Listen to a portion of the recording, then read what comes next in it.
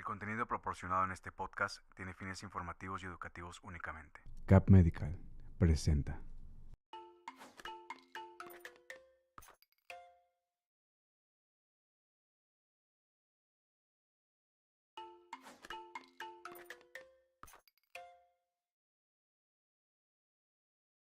Buenos días, bienvenidos a una nueva consulta virtual. En esta ocasión tenemos la oportunidad y el privilegio de tener a un gran invitado, al doctor Alcides Lozano. Doctor, mucho gusto. Encantado de estar con nosotros. Doctor, usted es neurólogo pero con un área especial en neurooncología, ¿verdad? Sí, así es. Mi formación es de neurología. Bueno, hice medicina interna, Medicina interna. posteriormente neurología y una alta especialidad en neurooncología, que pues es tumores a nivel del sistema nervioso. Ya. ¿Cuánto tiempo después de neurología tiene que estudiar, doctor, para llegar a esta alta especialidad? Bueno, después de neurología uno tiene que ir a capacitarse a un centro donde está este tipo de formación. Ya. Aquí en México es una especialidad muy joven, apenas Ujú. están formando los primeros médicos con esta especialidad.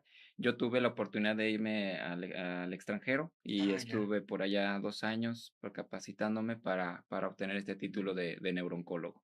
No, está excelente. Qué bueno saber eso porque no es muy común que encontremos especies como usted, doctor, y cada vez, digo, tristemente, va a tomar más relevancia el diagnóstico, tratamiento, Ujú. y que como son cosas muy complejas, pues se quiere de un grupo que tenga esa expertise, que tenga la experiencia con los pacientes, la formación y más la capacidad para poder cada vez informarnos más, aprender más por el bien del paciente. Así es, esta capacitación, pues, sí va muy enfocada a padecimientos muy particulares, y como usted lo sabe, Doc, la tecnología, los avances, científicos, van surgiendo todos los días, y eso implica que, pues, nosotros estemos lo más actualizados posibles para el beneficio de nuestros pacientes, para conocer mejor las enfermedades, dar un mejor diagnóstico, pues, todo esto con el fin de ayudarle a preservar la salud de los pacientes. Que es lo que todos queremos a fin de cuentas.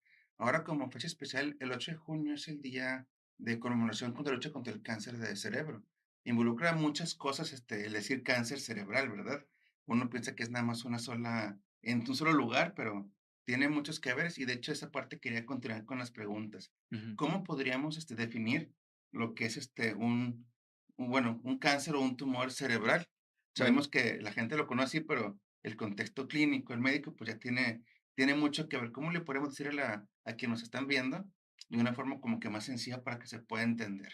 bueno, siempre que vemos una lesión cerebral Ujú. sugestiva de tumor o de cáncer, siempre debemos de descartar que no sea un tumor que se originó en otra parte del cuerpo, porque la Ya. gran mayoría de las lesiones cerebrales que son tumorales vienen de otro tumor en otra parte del cuerpo. Ya Sí. sabemos que hay unos con mucho mayor frecuencia, como es mama, pulmón, cáncer de piel, gastrointestinal. Son los más frecuentes que tendríamos que descartar en los pacientes. Ujú. Si después de todo este proceso diagnóstico descartamos que no es un tumor que se originó en otra parte, pues hablamos de un tumor primario. Ya. Un cáncer o un tumor cerebral quiere decir que es un grupo de neuronas que han perdido esta capacidad de autorregular su reproducción y se empiezan a reproducir de manera acelerada, pero son células anormales que invaden e infiltran el tejido cerebral y eso provoca que haya esta aparición de lesiones. Obviamente Ya. que pueden aparecer tanto en la etapa pediátrica como en Ujú. la población adulta. Y dependiendo del tipo de tejido que originó estas células tumorales, pues va a ser el tipo de tumor cerebral que van a presentar los pacientes. No hay que olvidar que se pueden presentar tanto a nivel de cerebro, a nivel de la médula espinal y Ujú. también incluso a nivel de los nervios periféricos. Ya, es muy variado. Y también como todos otras neoplasias, ¿no?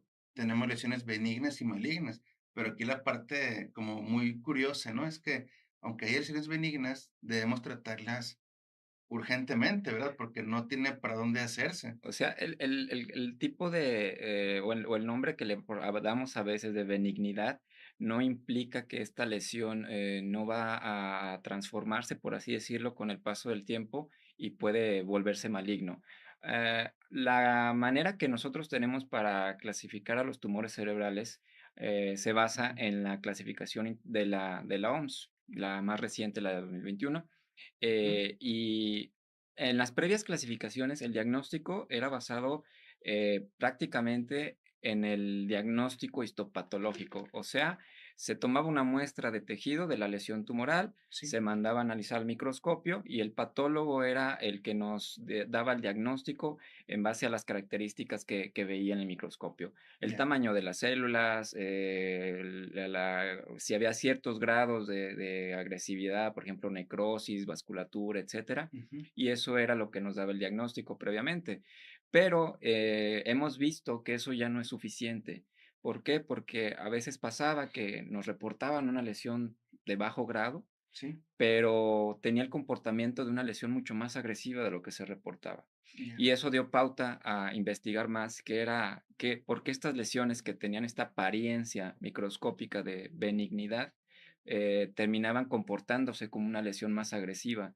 Entonces eso nos ayudó, bueno, a los investigadores empezaron a ver que había características moleculares en estas células tumorales que le otorgaban mayor agresividad, no nada más basándose en las características microscópicas.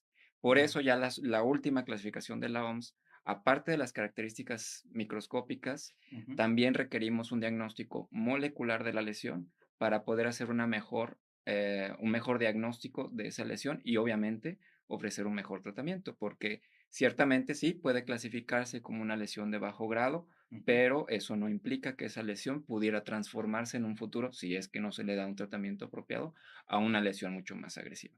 ya. Y también esa parte de la variabilidad que tienen las lesiones, la localización, como también comentó anteriormente, doctor. Exactamente. Yo creo que también de eso cambia muchísimo la parte de cómo se va a manifestar, ¿verdad? Porque generalmente, la gran mayoría llegan a la consulta con un síntoma, ¿verdad?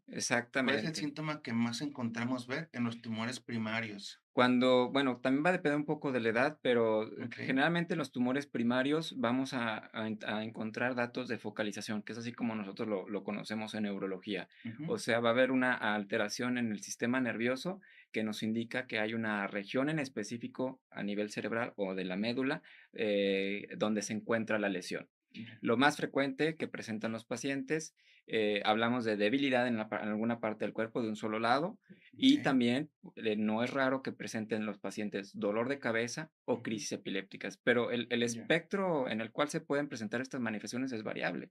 Porque, bueno, un ejemplo muy sencillo. sí, Si hablamos de una lesión de bajo grado, por así decirlo, es ujú, una lesión que ha ido creciendo lentamente y va a crecer lentamente con el paso del tiempo.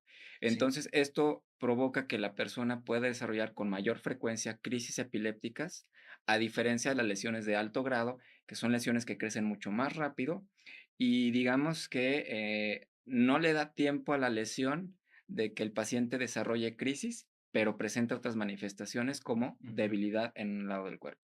ya, Obviamente que depende mucho de la localización de la lesión y del tamaño, pero es más frecuente que una lesión de bajo grado nos provoque crisis epilépticas a una lesión de alto grado, ya. ¿sí?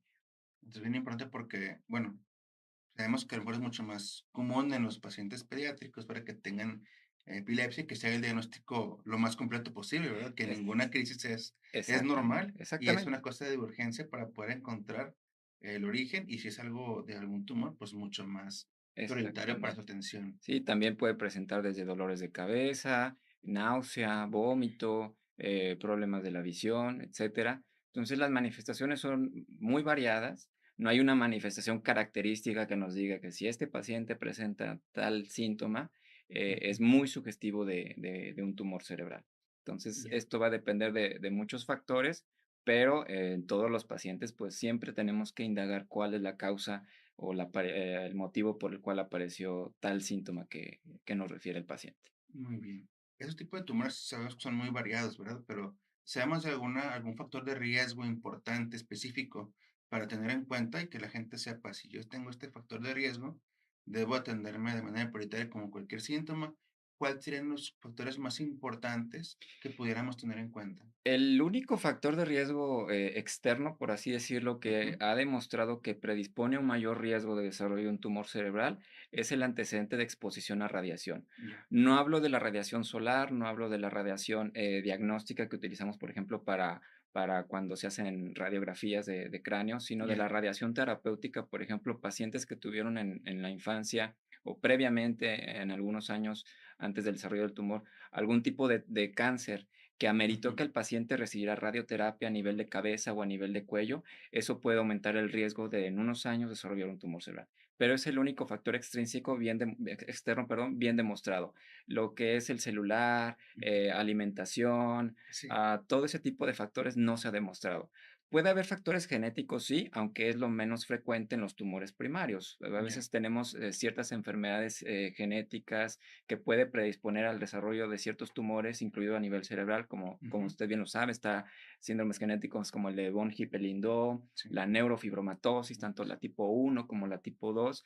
Entonces, sí puede haber mayor riesgo en este tipo de pacientes, pero la gran mayoría de tumores cerebrales no existe algún antecedente genético. muy bien. Con el paciente cuando nos llega para el diagnóstico, ¿cuál es el más o menos el abordaje inicial que le damos? Llega un paciente, por ejemplo, como comentó, con una crisis convulsiva, ¿no? Le Ujú. diagnosticamos un síndrome epiléptico, hay que ver por qué tiene la epilepsia. Más o menos, ¿qué prosigue el paciente para llegar a ese diagnóstico? Ok, lo que tenemos que hacer indudablemente es un estudio de imagen y el estudio ideal de la Ujú. resonancia magnética que la Ya, tendríamos que pedir con medio de contraste. Vamos a utilizar diversas secuencias en la resonancia que nos puedan ayudar a determinar si esta lesión, que es tumoral, tiene ciertas características de malignidad o de benignidad, por eso la sí, aplicación del medio de contraste. muy Si bien. ya tenemos el estudio de imagen donde nos demuestra una lesión de este tipo, vamos a requerir el apoyo por parte de neurocirugía para tener una muestra de este tejido. Primero, pues, considerar si se puede resecar la lesión en su Ujú. totalidad, porque ese es un factor pronóstico muy importante hablando de tumores cerebrales. Sí, Es muy diferente cuando se puede resecar al 100% a cuando solamente es una resección parcial. Ahora, no todas las lesiones se pueden resecar y solamente se pueden biopsiar, pero el sí, diagnóstico histopatológico y molecular es lo que nos confirma el diagnóstico y una vez tenido el diagnóstico confirmado, vamos a requerir pues iniciar tratamiento que en algunos sí, pacientes vamos a ver que el tumor puede responder bien a la radioterapia, hay tumores que no responden bien a la radioterapia, sí, hay tumores que responden bien a la quimioterapia, tratamientos combinados, radioquimioterapia, y como en los últimos años lo que ha adquirido mucha relevancia, las terapias dirigidas, terapias blanco, que van ujú, dirigidas a ciertos cambios moleculares en estas células tumorales, como los inhibidores de checkpoint, todo eso, que pueden ayudar también a que haya una mejor respuesta en el tratamiento. muy bien. Esa iba a ser la siguiente pregunta. Que tengo el diagnóstico ya lo tengo hecho, ¿verdad? Puedo hacer una biopsia. El paso siguiente será para tratamiento, ¿verdad? Comentó doctor. Bueno, siempre intentaríamos que se reseque la lesión, que no quede en ningún borde. Ujú, Pero en caso que no se pueda, pues el plan B, como comentó, es la radioterapia. Y también de importancia, como antes comentamos, la radioterapia es un factor de riesgo para segundos tumores. Pero en este caso, pues no habría muchas opciones, ¿no? Tendríamos que dar la radioterapia para poder curar al paciente. Y ya exacto. nos preocuparemos después qué pudiera pasar. Aparte de este riesgo de la radioterapia como que nos puede dar un segundo tumor, ¿qué otros síntomas puede tener el paciente como alguna secuela de la radioterapia? Bueno, la radioterapia va a depender mucho de la cantidad de radiación que se le da a los pacientes. Ok, Antes se radiaba todo el cerebro, ahora ya se radia solamente el sitio de la lesión y sí, si hay una cantidad, una dosis máxima que se le puede ofrecer al paciente hablando de radioterapia. No nos ok, podemos pasar, o más bien el radioterapeuta no se puede pasar de esa cantidad de radiación y dentro de las secuelas, pues a veces puede haber secuelas durante el tratamiento, mareo, dolor de cabeza, pero también se medica al paciente durante el tratamiento, la gran ujú, mayoría y, puede haber deterioro cognitivo, sí, que eso ya es más que nada una secuela a largo plazo, ya, pero en este caso, pues, obviamente el riesgo-beneficio, si vemos que el tumor, es un tumor que va a responder bien a la radioterapia, se le tiene que ofrecer al paciente. muy bien. Y estas secuelas, hay forma como quiere tratarlas, ¿no? Sí, Primero diagnosticarlas a tiempo y exacto. tener un plan para tratarlas, que a lo mejor aunque no se pueden resolver al 100% para que le demos al paciente la mejor calidad posible, ¿verdad? Exactamente, sí hay que tomar en cuenta que los efectos adversos también son importantes y debemos estar muy al pendiente de cualquier tratamiento y ante la sospecha de que pudiera haber algún efecto secundario, pues tratarlo lo mejor posible para que el paciente pueda continuar con el tratamiento para su tumor. Sí, es una área bien complicada con tantas cosas que tenemos que revisar. Y ahorita digo, lamentablemente estamos llegando casi al final de esta sesión. Vamos a dejar como un tipo de resumen, porque bueno, este tipo de lesiones que son muy incomprendidas, que no se conocen mucho como tipo de tumores, para no tenerles miedo, ¿cómo podríamos darle un mensaje a la gente que nos ve acerca de esto para perder el miedo algún tumor cerebral? Yo creo que es bien importante una atención temprana porque eso es lo que nos permite ofrecer un diagnóstico más preciso y ante una lesión tumoral, el diagnóstico temprano nos permite también iniciar un tratamiento de mejor manera para que el paciente pueda responder mejor al mismo. Sabemos que uno de los factores que influyen en el tratamiento de cualquier tipo de tumor es el estado clínico del paciente. Así Mientras es, tenga un mejor estado clínico, o sea, un estado de salud más preservado, puede haber una mejor respuesta al tratamiento, una mejor tolerancia al mismo y eso indudablemente que afecta para el pronóstico de cualquier tipo de cáncer, no solamente los tumores cerebrales. Y bien así importante el es. seguimiento. Pacientes que, no es raro, que han tenido el antecedente de un tumor cerebral, dejan de recibir el seguimiento clínico con su médico Sí, y en unos años regresa el paciente porque ya reapareció la lesión. ¿De acuerdo? Entonces el seguimiento es bien importante. ya, sí. Y como comentamos ahorita, buscamos que el paciente se pueda curar. Aunque Exacto, suene muy impactante, si damos atención a tiempo, buscamos que se pueda curar el paciente. exactamente. Doctor Otra, muchas gracias por estar en este espacio. Esperamos tener otra colaboración posteriormente para el seguimiento. Claro que sí. Seguramente habrá una segunda parte porque se quedaron muchas preguntas que también nos están llegando por las redes y ojalá que tengamos oportunidad de platicar esas preguntas específicas en otro momento. Claro que sí, doctor. Muchas gracias a todos, Gracias a muchas usted. gracias. Buena tarde y estamos para servirles. Hasta luego. Hasta luego.